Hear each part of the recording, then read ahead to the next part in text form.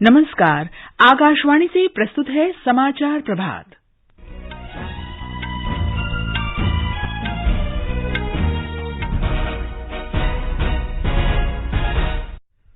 प्रधानमंत्री नरेंद्र मोदी ने कहा, राष्ट्रीय जनतांत्रिक गठबंधन का गठन किसी पार्टी के विरोध के लिए नहीं बल्कि देश में स्थिरता लाने के लिए किया गया है। 26 विपक्षी दलों ने भारतीय राष्ट्रीय विकास समावेशी गठबंधन बनाया। संसद के मॉनसून सत्र से पहले सरकार ने आज सर्वदलीय बैठक बुलाई। सूचना एवं प्रसारण मंत्री अनुराग सिंह ठाकुर ने ओटीटी प्रतिनिधियों से अपने मंच से अश्लीलता और दुर्व्यवहार का प्रचार न करने का आह्वान किया। मौसम विभाग ने शनिवार तक देश के विभिन्न हिस्सों में मूसलाधार वर्षा की चेतावनी जारी की और भारत तथा बांग्लादेश के बीच दूसरा एक दिवसीय महिला क्रिकेट मैच आज ढाका में। समाचार प्रभात के साथ मैं कनकलता। भारतीय जनता पार्टी के वरिष्ठ नेता और प्रधानमंत्री नरेंद्र मोदी ने कहा है कि समाज के सभी वर्गों को राष्ट्रीय जनतांत्रिक गठबंधन पर पूरा भरोसा है।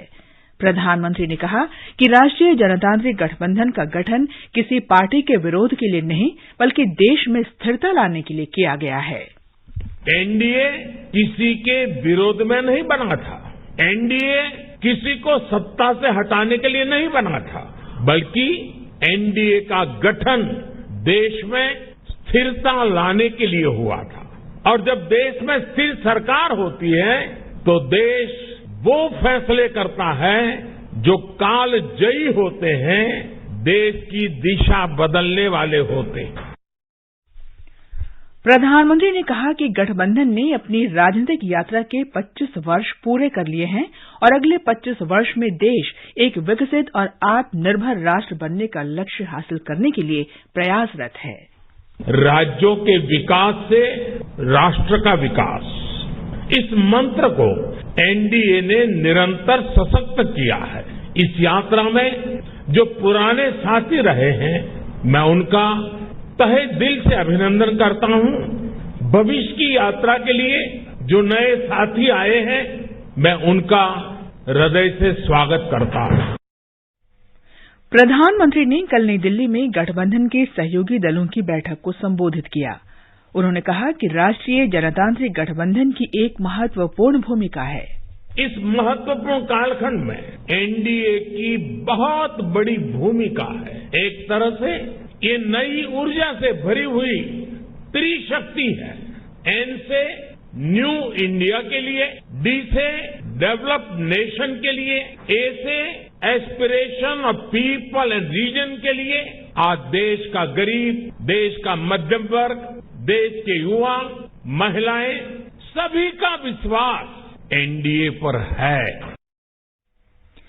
बैठक में गठबंधन के 38 सहयोगी दलों ने हिस्सा लिया। भाजपा अध्यक्ष जगत प्रकाश नड्डा, केंद्रीय मंत्री अमित शाह, राजनाथ सिंह और नितिन गडकरी बैठक में उपस्थित थे।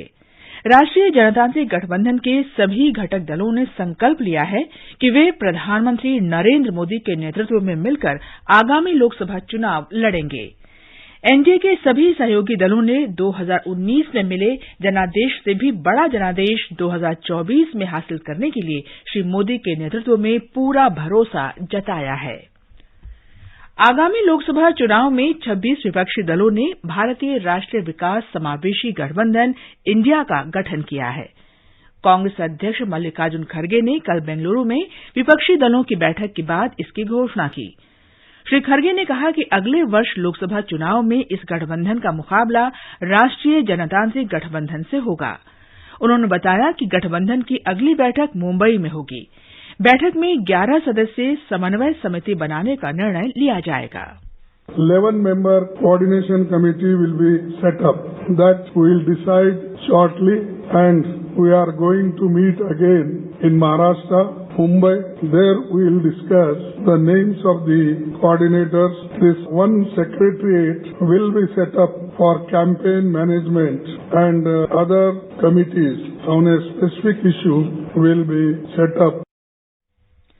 संसद के मॉनसून सत्र से पहले सरकार ने आज सर्वदलीय बैठक बुलाई है। मॉनसून सत्र कल से शुरू होकर 11 अगस्त तक चलेगा।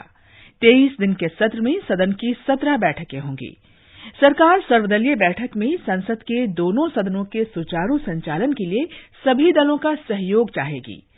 इससे पहले संसदीय कार्य मंत्री प्रहलाद जोशी ने सभी दलों से मानसून सत्र के दौरान विधायी कार्य और अन्य विषयों पर सार्थक चर्चा करने का अनुरोध किया।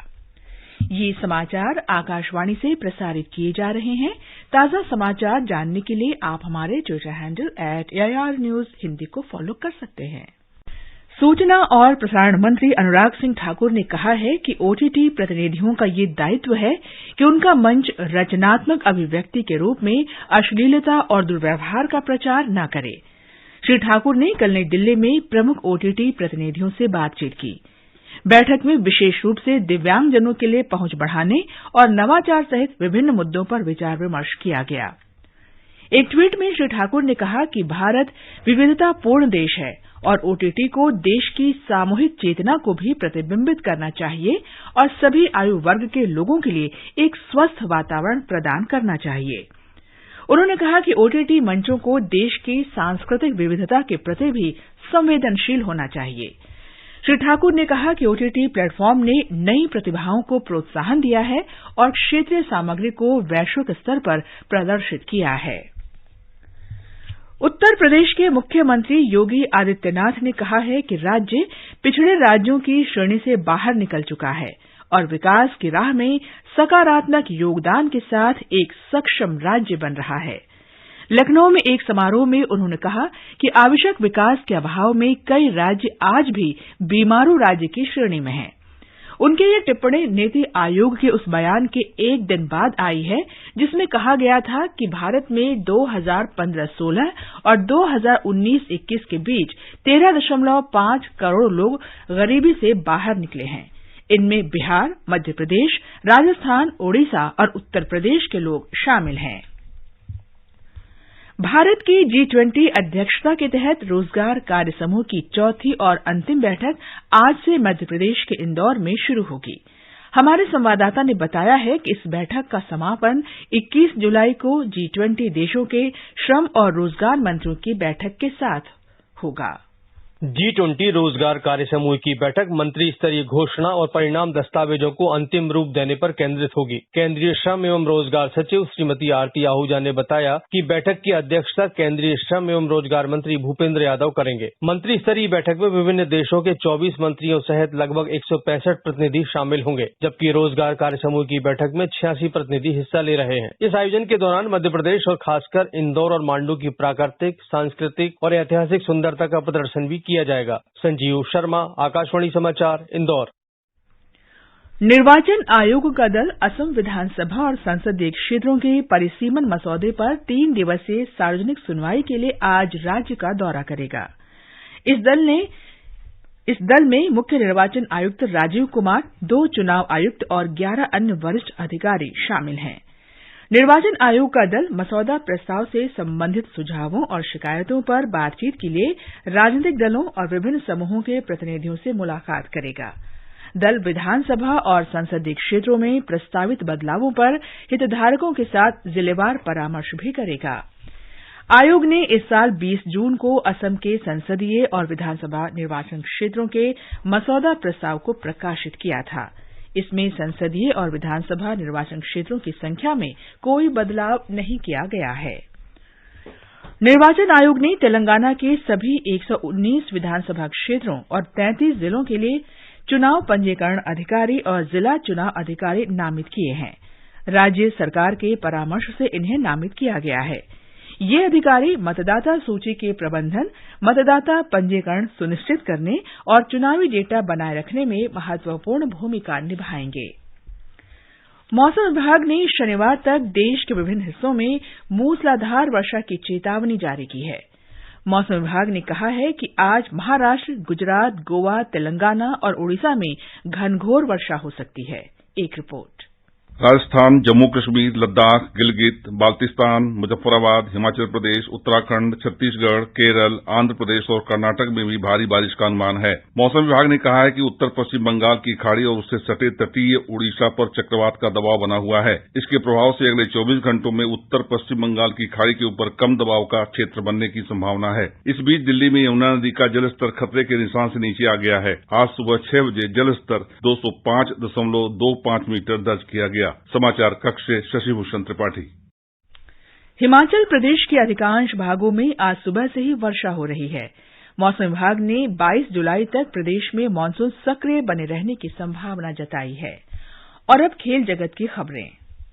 भारत और बांग्लादेश की महिला क्रिकेट टीमों के बीच दूसरा एक दिवसीय अंतर्राष्ट्रीय मैच आज ढाका में खेला जाएगा। मैच भारतीय समय के अनुसार सवेरे 9 बजे से शुरू होगा। 3 मैचों की श्रृंखला में बांग्लादेश 1-0 से आगे है। रविवार को वर्षा से प्रभावित पहले मैच में बांग्लादेश ने भारत को डकवर्थ लुईस नियम के आधार पर 40 रन से हरा दिया था। इस बीच सात्विक साईराज रंकीरेड्डी और चिराग शेट्टी की जोड़ी कोरिया ओपन बैडमिंटन टूर्नामेंट के पुरुष डबल्स के प्री क्वार्टर फाइनल में पहुंच गई है। तीसरी वरीयता प्राप्त भारतीय जोड़ी ने थाईलैंड के सुपाक जोमकोह और किटनू पोंग केड्रेन को 21-16, 21-14 से हराकर अंतिम 16 में जगह बनाई। पुरुष सिंगल्स में आज किदाम्बी श्रीकांत, एच एस प्रणॉय और प्रियांशु राजावत अपनी अपनी चुनौती रखेंगे। महिला सिंगल्स में पीवी सिंधु और आकर्षी कश्यप भी अपने अपने मुकाबले खेलेंगी। मुकेश कुमार, आकाशवाणी समाचार, दिल्ली। ये समाचार हमारी वेबसाइट newsonair.gov.in/hindi पर भी उपलब्ध हैं। और अब आज के समाचार पत्रों की सुर्खियों के साथ हैं निखिल कुमार। धन्यवाद कनक। विपक्षी दलों का गठबंधन आज के अखबारों की सबसे बड़ी खबर है। हरिभूमि लिखता है 26 विपक्षी दलों के मोर्चे का नाम इंडिया। पीएम मोदी ने कहा एक चेहरे पर कई चेहरे लगा लेते हैं लोग। राजस्थान पत्रिका की सुर्खी है एनडीए के खिलाफ यूपीए बना इंडिया। सहारा के निवेशकों के 45 दिनों में लौटाए जाएंगे पैसे, दैनिक जागरण की मुख्य पृष्ठ पर है। इसी खबर को सुर्खी देते हुए राजस्थान पत्रिका ने लिखा है सरकार ने लॉन्च किया रिफंड पोर्टल। राजस्थान पत्रिका ने पहले पन्ने पर आदेश शीर्षक से लिखा है टीटी अब नहीं करेगा यात्री का इंतजार। ट्रेन चलने के 10 मिनट पर सीट पर नहीं पहुंचे तो यात्री होंगे बेटिकट। अंत में मुख्य समाचार एक बार फिर।